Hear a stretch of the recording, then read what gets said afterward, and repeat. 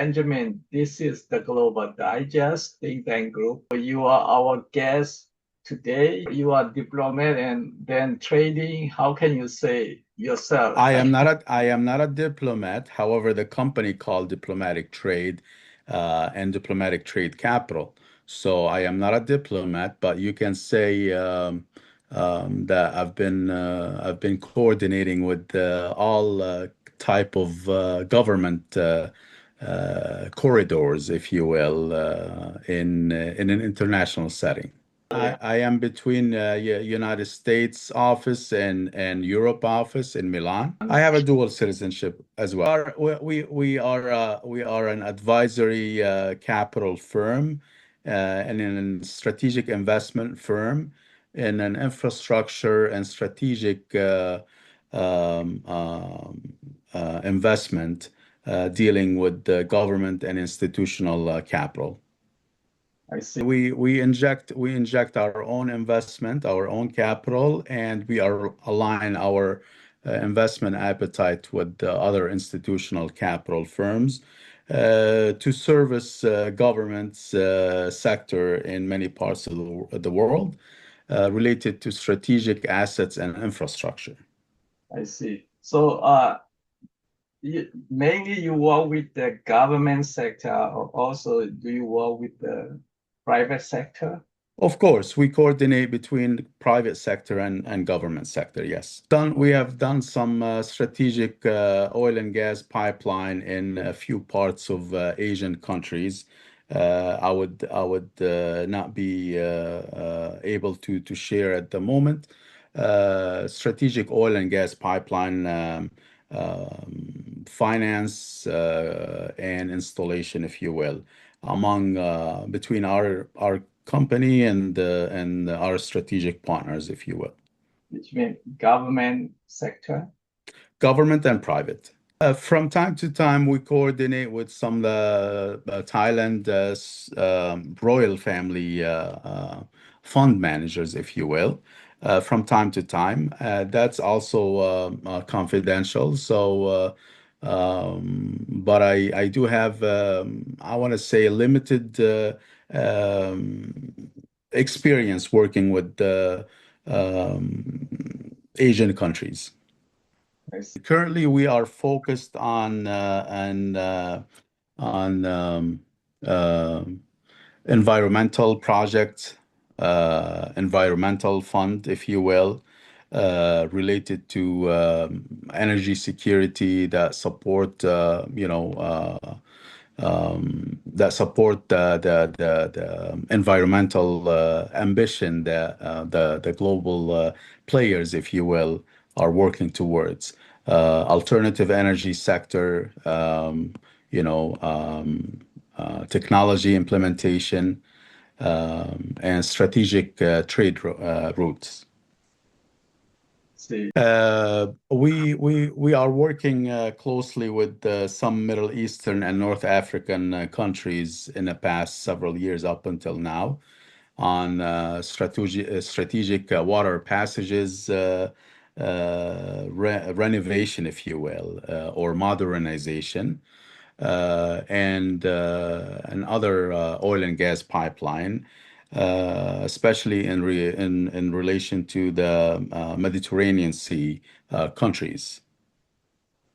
See. But I don't know, your company also drilling oil and gas pipeline? No, we don't. We focus more on aligning and investing strategic capital. I see. We're more involved Okay. on a government relation, on a commercial government relation activity slash allocating a consortium of funding partners, I see. such as sovereign capital, banking resilience, and the path of Asia in a multipolar financial order. Like as we all know, the sovereign capital matter very much now because we're living through a structural shift in global finance. And as you know, capital today is no longer purely a commercial. It's more increasingly sovereign and strategic. and it is tied to a national resilience. So, I see Asia financially, financial reality, if you will. If we want to talk briefly geopolitics related to economic development, it's not an East versus West, but it's more like currently it's a stability versus volatility. You know, Asia is not choosing right now, in my own humble opinion, it's not choosing between West or the West or or BRICS. It's supposed to be choosing stability, predictability, and access to capital. You know, I don't know. Is Lebanese still problem? I thought last time there was some war or fighting between it's Lebanese and Israel. Is normal? It is still ongoing. There's some security crisis, economic crisis, but we're hoping that things will resolve positively in the coming weeks or month. So let's hope so. I see. I usually do not like to talk more about politics. It's for the politician and the sovereign state decision. However, as we know, the politics in the Middle East is very volatile and fragile, and it's always been, and it's very fluid. You see. But back to Asia, as I see, I mean, the strong system we see in Singapore, Japan right now, they have so the regional settlement and pragmatic finance that where we see in those two countries, and I would be hoping that, soon that we can develop a stronger Asian countries. And as you can see, many parts of the Middle East are considered on the map as Asian countries, if you will. So that's part and parcel of our discussion today. But like I said, in such fragile environments, the priority of banking is not innovation. It is a trust, liquidity, and continuity. You know, you have FX stress and capital controls, and we need to ask ourselves such question: why confidence matters more than growth headlines? You know, so and going back to some Asian countries, I believe. Some countries under constraint do not align ideologically. They supposed to align or they align operationally with partners who can deliver capital and strategic energy source and trade access. You know, so it's like risks over dependence on one block. And I don't know if you agree with me or not, but there's importance of balanced and rules-based engagement, if you will. You know, going back to sovereign capital works best when it supports infrastructure and energy security and trade, not just short-term political objective. You see, long-term alignment between capital and governance, it works absolutely best. You see, so the sustainable path looks like in Asia is not about isolation or dependency. It's more of a gradual reintegration through predictable rules, regional trade, and sovereign aligned finance. System, American-led monetary system, not be lead for very long time anymore. Uh, it will be for the geopolitic expert, if you will. But in my humble opinion, we are living in a shift hybrid stage currently. But in my opinion, also the coming decade, countries that succeed will not be those that pick sides. We need to be very careful. But those that align capital and institutions and long-term national resilience. Because the West and America overwhelmingly powerful capital power or monetary power. Nobody can challenge. But nowadays, that is normal, you know. American cannot overwhelmingly do as before, and there are big challenges, as you said, in Asia. Even without America, probably Asia can possible to stand up on their feet. Even it can be overcome American-led monetary system. In that case, how do you see IMF or World Bank? Because now the West mainly control IMF and World Bank. You know, they play all this monetary and capital finance sector. Is there likely to change, or how do you say about IMF? Well, there's a shift into institutions and global governance and companies' influence, if you will. In a very brief comment I just made, like I said, the countries that will succeed, uh, it's they will not be picking sides, you see. And that's the shift we're talking about. But those that align capital, you gotta align capital, no matter what the capital looks like, if you will. It could be hard assets, liquid assets, etc. And you've got the institutions, from the money institutions to economic development institutions, etc. And the resilience of each nation as a system, as a part of the global system. We no longer, living independent as each nation on the map.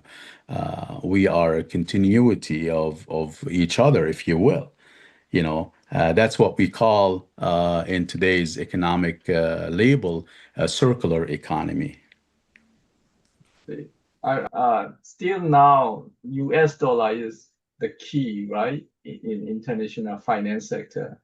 I mean, Well, the petrodollar, it is currently is I a mean, it is the case. It's a fact that cannot be disputed currently. However, like I keep saying, the world is shifting and changing, and until then, we will see how it will be played out. But at the same time, there's a lot of emerging market shifting from petrodollar. However,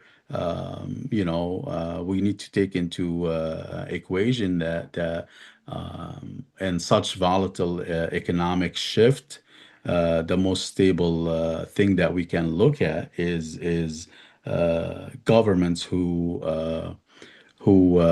push toward resilience of their own economic resilience instead of just focusing on one aspect of economic tools such as the label of the currency, whatever label we give it, whether petrodollar or any other currency out there. But at the same time, the circular economy soon allowing economic trades to be traded by whatever mean and label we give it. So that shift will determine which currency or global currency will be adopted soon. They don't want to buy currencies, but they want to buy hard assets and mining rights and water rights and strategic assets rights. And that's the currency of the near future and the current future and the present of banking and sovereign capital that I'm labeling here. And I'm not talking about currencies. Currencies, in my opinion, currencies are just currencies. You need to go back to the what makes a currency a currency. You see what I'm saying? So, for example, you were talking about the US dollar now. So it's backed by what? By petrodollar. So that's the hard asset we're looking at. So, but with the emerging market that we're having currently, you need to take a look at the mining rights and strategic minerals and the what makes a country depending on the manufacturing base, if you will, and the raw material and water rights and so on and so forth. So in my humble opinion and a brief experience, currency can be changed by any country or by its by the sovereign nation itself. Give it whatever label you want to give it. It's all depending on the strategic mining and raw material, and that's what run any economic sovereign economic country, if you will. So therefore, we are living in a shift, you know, and that's why I'm focusing on institution because institutions will handle the strategic assets, and that will dictate whatever currency you want to give label to. You see, yes, the U.S. dollar is in decline. However, it does not mean United States in decline. It means that there's a shift in the label of trade and the label of how we conduct trades, if you will. You see, the future of currency is not just the currency trading on a chart. It is what makes the currency a currency, which is the raw material, the strategic assets of any country. So the strategic assets will dictate which is the most currency will be traded by, you see. And again, the US dollar currently tied to a petro trading activity. So in the coming days and years, we're gonna see some sort of trading activity that will be dictated by whoever hold the most strategic assets from raw material, and it's not going to be one currency only. You see, you might give it multiple currency, and it's not going to be fiat currency as the world is shifting into a digital uh, currencies, if you will.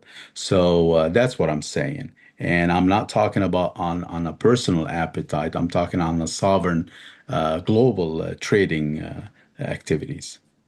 So you want to point the value of currency and I mean, U.S. dollar is valued because of petroleum trade. So people, It is correct and it is a fact. and also many other things, U.S. still dominated, in terms of technology, IT, and many other commerce and trade. So, I mean, strategically, U.S. has a lot of advantage. Even though China is rising, a lot of them and a lot of infrastructure, but I'm surprised why many countries did not want to buy Chinese yuan. I mean, RMB. Why? How do you It's a think? simple answer. It's a simple answer. It is not related to to economic element, if you will. It's more of that we are living in a world of narratives, and marketing campaign to simplify, if you will. So whoever has the narrative and who control the narrative and can have increasing influence on such narrative can have the most output, if you will, on a global stage. So it is all about narratives, you see? So, So, and so it means you are personally, you have no problem or you are willing to buy Chinese yuan and RMB. You trust it. if yeah, yes, I will do so every day if I'm trading and I'm conducting trade that I would need to handle my trade using the Chinese currency. You see, based on that, that's what I mean and refer to narratives. How much do you have confidence? Well, I would not say how much confidence I will put in the currency. I will say intentionally, I mention if I need to buy any currency to trade with that currency to conduct and fulfill my trade, I will do so. You see? So, and that's the narrative we're talking about. So, confidence in the currency, it's about trade. It's about what makes the currency adopted by global traders, if you will. But I'm not gonna say that the world will be continuously adopting the U.S. dollar. We are living in a world that uh, in order to succeed as a company, as an individual, or as a sovereign nation, we focus on aligning capital, you know, and aligning ourselves to institutions and long-term national resilience and focus on this. I believe many sovereign nations, if you will evolve from whatever stage they are currently in. At the moment, no, but from time to time, I do come across some trade and some transaction related to finance and related to renewable energy in North Africa and other African country on that continent. So the banking elite will always fund the trade wherever it is. If my transaction would require coordinating and allowing my transaction to be fulfilled doing business and economic development in some countries, coordinating with the Chinese firms, companies, and banking systems, I will do so. I believe there's no international banking laws that prevent companies to do so in this complex world, if you will. So therefore, I keep stressing it's all about the narrative of the trade What and about of the banks. digital currency, or you use any of digital currency, or you do you ever use blockchain or those digital things? Well, of course, from time to time, we transact certain items using the digital new world of the digital transactions or digital currencies, if you will. Many real estate developers in United States and outside, from time to time, they use alternative. Money execution and payment instead of the fiat currencies, and it's a known fact. So, like I said, in a brief, we can execute our trade with whatever needed of any label of currency if if that's within the rules of the law. And I'm not gonna pick political sides, if you will. However, let the politician decide the narrative, you see, of what's coming and what will be evolved.